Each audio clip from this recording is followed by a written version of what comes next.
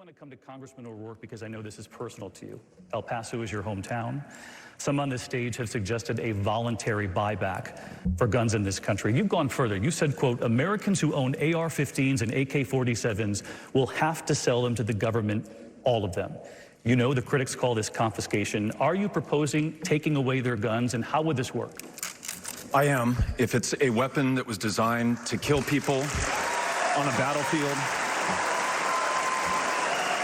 If the high-impact, high-velocity round, when it hits your body, shreds everything inside of your body because it was designed to do that so that you would bleed to death on a battlefield and not be able to get up and kill one of our soldiers.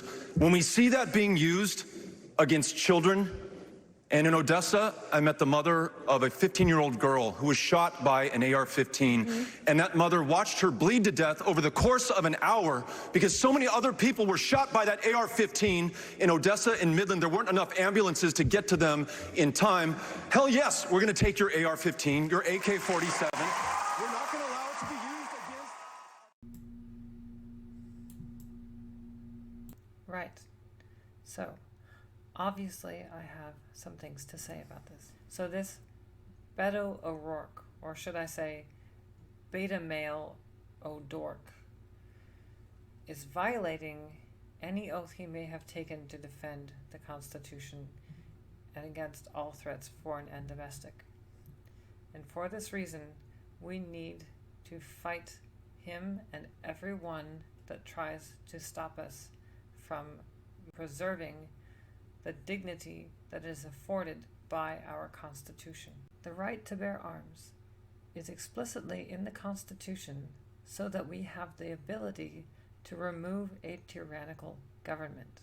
Yes, it's a weapon of war. The AR-15 is a weapon of war. We are allowed to have these weapons of war should we need to go to war with our government. There is a strong push to take away our right to defend ourselves. There's also a strong push to take our rights to freedom of speech. Our government is getting increasingly greedy when it comes to power. It's taking away states' rights. It says that democracy doesn't matter because the people don't know any better. They are not smart enough to govern themselves. And of course, these red flag laws, well, we know what they're for. You just say the right thing, get someone to say just the wrong thing, and they're flagged. Eventually, it will be the responsibility of, say, social media, internet providers. If they catch you saying things, and they will be responsible for reporting what you say. Make no mistake, they will. Your freedom of speech will go away, as it's already going, but more importantly, your right to bear arms, your right to defend yourself and your family against all threats, both foreign and domestic. All of this will go away. So, if they try to take away our right to bear arms, especially with these tools, AR-15s, which, to be fair, our military does have better, but do you really not want to have anything to take on the government, should you need to? These tools are our only tools of resistance. Well, that's not true.